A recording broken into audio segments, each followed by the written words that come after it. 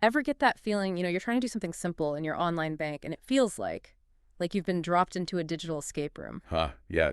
No obvious clues anywhere. Exactly. Tapping, scrolling, and you still can't figure out how to, say, set up a payment. It's frustrating. Well, what if a major bank actually took all that user frustration, all those moments, and used it to completely rebuild their online experience from the ground up? That's pretty much the story with Barclays. They went through this really fascinating transformation.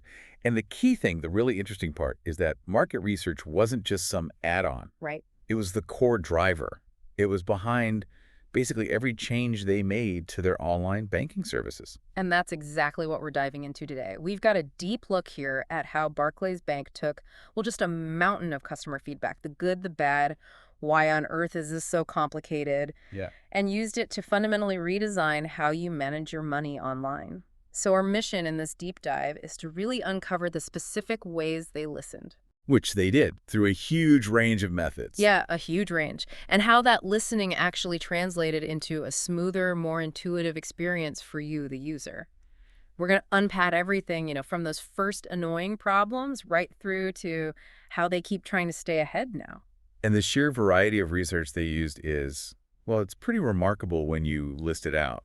Like what sort of things? Well, okay, we're talking user journey mapping, Oh, literally tracing the exact paths people took step by step through the old system right. to pinpoint exactly where they got stuck or confused. Okay. Then there's ethnographic research. That's basically watching people use the bank stuff in their normal lives, at home or on the go, to really understand their actual behavior. You're right, not just in a lab. Exactly. Plus, standard interviews for detailed feedback, loads of A/B testing comparing different designs. Which we'll get into. Definitely. Big surveys for broad opinions, digging into user forums for ongoing chat, attitudinal studies to get feelings and beliefs about banking. Wow, okay. Creating user personas like profiles of typical customers, testing things hands-on in usability labs, quick feedback sprints to iterate fast, So constantly tweaking. constantly. Sentiment analysis, like reading the emotion in reviews and comments, Yeah. looking hard at what competitors were doing benchmarking, analyzing transaction data, obviously, to see how people used it, and even predictive analytics, trying to figure out what users might need next. That's a lot. It sounds incredibly thorough. It really was a comprehensive effort. Okay, let's get into the nitty-gritty then. Where did Barclays even start with this huge overhaul? What were the core problems that made them think, right, we need to do something big here? Well, the starting point, as the research makes clear, was this deep diagnostic study of their existing digital platform. No. Think of it like a really thorough checkup. But instead of medical tests, they were analyzing how customers actually used and, importantly, struggled with their online banking. And what did that checkup reveal? What were the main symptoms, so to speak? They found some really significant friction points, things that were just consistently tripping people up. Like what, can you paint a picture for us? What were people actually dealing with? Well, okay, right off the bat, the research flagged complicated login procedures. That was a big one. Ah, yes. The first hurdle. Exactly. People were getting annoyed before they even got in. Then, inconsistent navigation, Meaning? meaning like the same kind of task might be hidden in totally different places on the website versus the app, or even in different sections of the same site. It just led to confusion, wasted time. Yeah, that drives me nuts. Right. And another big finding was the lack of customization. Users felt kind of forced into this one-size-fits-all box Yeah. that didn't really match how they wanted to manage their money. That definitely rings a bell. I think we've all been there with clunky online systems. So beyond those broader issues, what specific things were users complaining about? What were the actual frustrations? Well, through the interviews and digging into those user forums, it became really clear. Lots of people just found the whole interface unintuitive. Hard to figure out. Yeah, they struggled to find even basic stuff. Things like setting up a simple standing order should be easy, right? Should be. Or just getting a clear picture of their recent transactions. And a recurring theme was how hard it was to find and use customer support through the online platform itself. So you felt a bit stuck. Exactly. It all just added up to this feeling of being a bit lost, not really in control of your own banking. Okay, so they had a pretty clear diagnosis of what was wrong. How did they actually, translate those complaints into real improvements? It's one thing to hear people grumble. It's another to build something better, yeah. Right. How did they build something better based on that? This is where their commitment to prototyping and really rigorous testing comes into play. Barclays didn't just, like, sit in a room and brainstorm solutions. No guessing games. No. They relied heavily on extensive A/B testing. They'd create multiple different versions, prototypes of specific bits of the interface, or even whole processes, Okay. and then test them with real users. See which version actually worked best.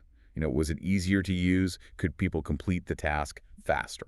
Interesting. What kind of specific things were they testing? Was it just like changing button colors or bigger stuff? Oh, it was a really wide range. Everything from the small details where menus were placed, font sizes, how clear the icons were, Uh-huh. all the way up to totally different ways of handling notifications or the whole structure of the information on the screen. They were meticulously tracking how people interacted with every little bit, what worked, what just didn't click. And what were some of the winning changes that came out of all that testing? What actually made things noticeably better for users? Well, the research overwhelmingly pointed towards simplifying the main dashboard layout. Cleaning it up. Yeah, exactly. Mhm. Users really responded well to a cleaner, less cluttered look. They also brought in this really effective real-time search. Oh, nice. So if you're looking for something specific, a feature, a past transaction, you can just type in a keyword and bam, find it instantly. That saves so much clicking around. Totally. And crucially, they reorganized features based on how often people actually use them, Mhm. putting the common stuff right up front. Makes sense. Yeah. So the end result was this big redesign that really focused on speed, clarity, and just overall convenience. That sounds like the kind of change that makes a real difference day to day. An app that sort of anticipates what you need instead of making you hunt. Exactly. And it wasn't just about the visuals either. Based on direct feedback, like repeated requests in their research, Uh-huh. they integrated biometric login, fingerprint, facial recognition, and single sign-on, which directly tackled that initial frustration with tricky logins. Right, the first hurdle again. Yeah, while also boosting security at the same time. So with all this effort, understanding the problems, testing solutions, making changes based on feedback, did it actually lead to happier customers? Did they see a real impact? The data they shared definitely suggests it did. Mm-hmm. Yeah. Barclays reported a noticeable and sustained drop in customer service calls, specifically about navigating the online platform. Ah, okay. Fewer how-do-er calls. Exactly. And that's a really strong sign that people were finding the new design more intuitive, right? They could do what they needed without having to call for help. Yeah. Better user confidence. Okay, so they made it easier to get around. But the research also mentioned people wanting more personalized experiences. How did they use what they learned to make online banking feel less generic, Oh. more tailored? Yeah, this is where they got pretty smart, using their understanding of different customer groups. The market research kept showing that people wanted their banking to feel, more relevant. Relevant to them. Relevant to their specific financial situation, their goals.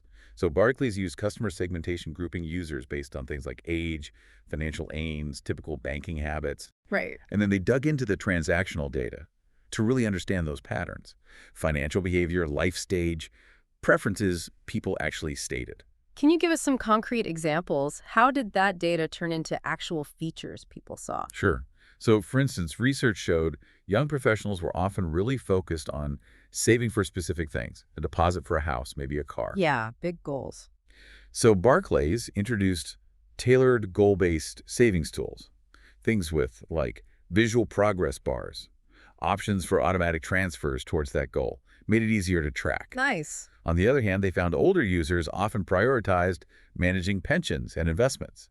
So these streamlined how you access those services, made the information clearer, easier to find. That makes perfect sense. It's like the app starts to understand you and what's actually important in your financial life right now. Precisely. And they took it further with a dynamic dashboard, Meaning, meaning the stuff you see first when you log in is actually tailored based on how you typically use the platform. oh, clever. Yeah. So if you pay bills online a lot, boom, quick shortcuts for your regular payments are right there. Got multiple accounts.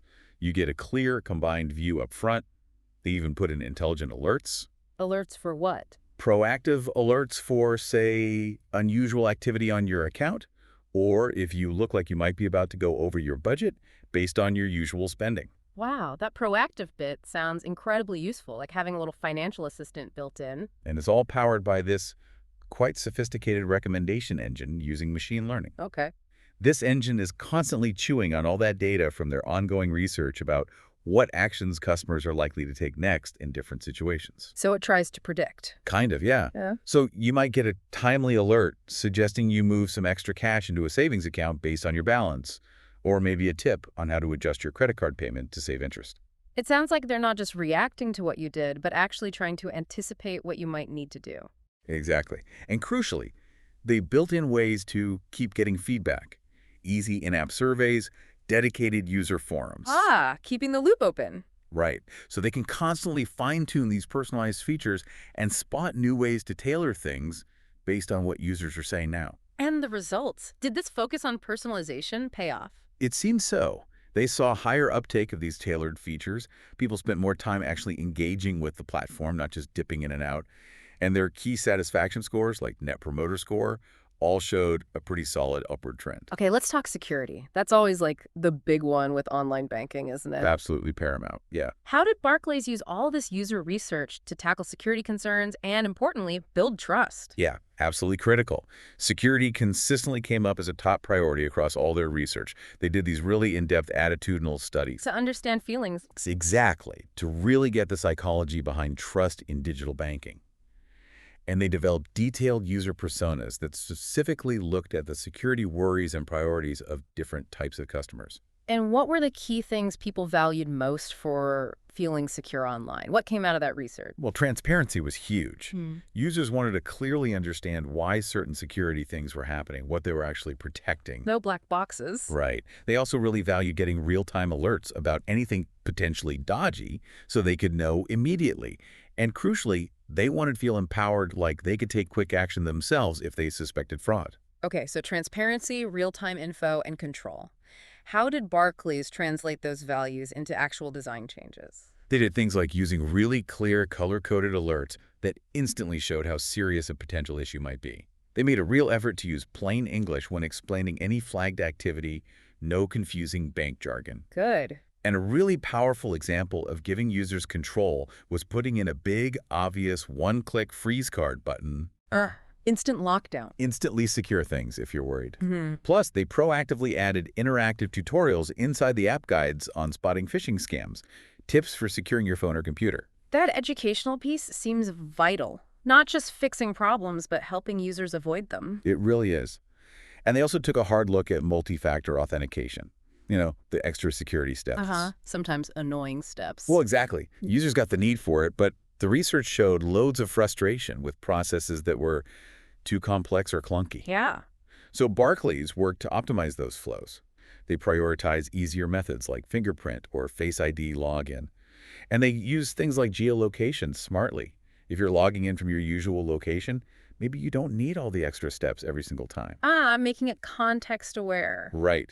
Striking that balance, making it secure and less of a hassle. Which isn't easy to pull off. Not at all. But by getting that balance better, they achieved two really important things. They definitely strengthened trust and confidence, and they reduced the number of people who just gave up halfway through a transaction because the security felt too difficult. Fewer drop-offs. Okay, so core functions easier, personalization better, security stronger and less annoying. What about making sure everyone could actually use it?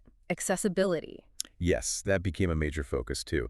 And market research was absolutely vital in making accessibility and inclusion central to how they design things digitally. How so? Well, they actively went out and gathered feedback from a really diverse range of users. Older people, customers with visual impairments, people who maybe weren't super confident with digital tech generally.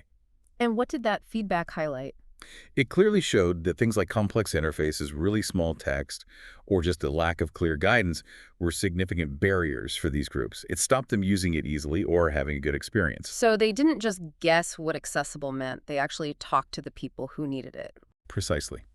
They used what they called a co-creation approach, working directly with people from those user groups to develop and refine features. Like what kind of features? Things like making sure it worked properly with screen readers, adding voice-guided navigation options, offering high-contrast color themes for better visibility, letting users adjust font sizes themselves. Real practical stuff. Yeah, and crucially, these weren't just added on at the end.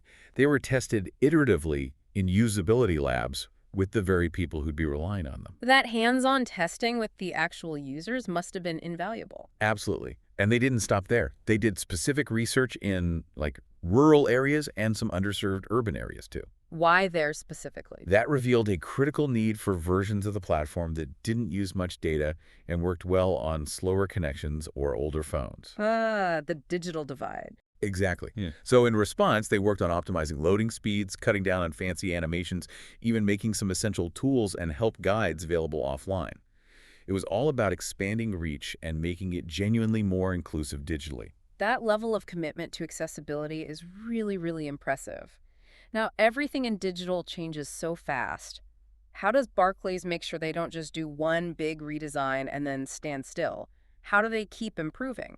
They've set up what their research calls an ongoing market intelligence framework, basically a system for continuous listening. Okay, what does that involve? It involves things like monthly feedback sprints, quick cycles of gathering input, using sophisticated AI tools for sentiment analysis. To read the mood? Yeah, to understand the feeling and key themes in App Store reviews, social media comments, and regularly doing deep dives into what competitors are doing, looking for best practices, new trends, benchmarking. So they're constantly got their ear to the ground, digitally speaking. Exactly. And having this constant stream of info lets them be really agile. They can spot new pain points quickly as they pop up and roll out updates or fixes much faster. Makes sense. And they also use predictive analytics pretty strategically now, trying to anticipate what customers might need even before the customer asks for it. Can you give us an example of that predictive approach in action? Yeah, sure. Their research spotted a pattern. Users who'd recently been looking at property websites often then started searching for mortgage info within the Barclays app. Ah, connecting the dots. Right. So, recognizing that link, Barclays formed some partnerships and integrated things like mortgage calculators, pre-approval checks, even ways to book appointments with advisors directly into the banking platform. So catching people at the right moment. Exactly, making the bank more useful right when they needed it, connecting them to the next step in their potential journey much more smoothly. That's a really smart way to anticipate needs and offer relevant stuff proactively. And they also use customer journey data to personalize things beyond just features, for loyalty, for engagement. How? Maybe offering early access to a new tool for long-term customers, or exclusive digital perks for high-value clients. It's all part of using that ongoing research and analysis to build stronger relationships. And it seems to work contributing to higher customer retention and really significant growth in their digital-only customer base. It really does all seem to come back to that core idea, doesn't it? Truly understanding the user. Absolutely. And, there's one statistic that kind of wraps it all up quite neatly. Okay, hit us with the numbers. What's the bottom line? The research points out that as of 2023, over 0% of Barclays UK customers are regularly using their online and mobile banking. That's huge adoption. It is. And crucially, their digital satisfaction scores jumped by 18% after the latest major revamp, the revamp that was directly shaped by all this deep market research we've been talking about. Wow. An 18% jump in satisfaction is well, that's significant. That really connects the research effort to a tangible positive outcome. It really does. So the big takeaway, I guess, from this deep dive is that Barclays' success in transforming its online banking wasn't just about throwing new tech at the problem. Not at all. It was fundamentally about developing this deep, nuanced understanding of your needs, your frustrations as a user. And they got there through this really rigorous, ongoing commitment to market research. Exactly right. They listened, really listened, and then they acted decisively on all that feedback. Usability, personalization, security, accessibility. Yeah. And they build continuous improvement right into how they approach digital. So a final thought, maybe for everyone listening. As you go about your day navigating all the different digital services you use, just take a moment to think. Think about how much better those services could be if the companies behind them truly prioritized understanding their users with the same kind of dedication Barclays showed here. What seemingly small changes could make a really big positive difference in your daily interactions. It's a powerful reminder, isn't it? The impact of actually listening. It really is. Thanks for joining us for this deep dive.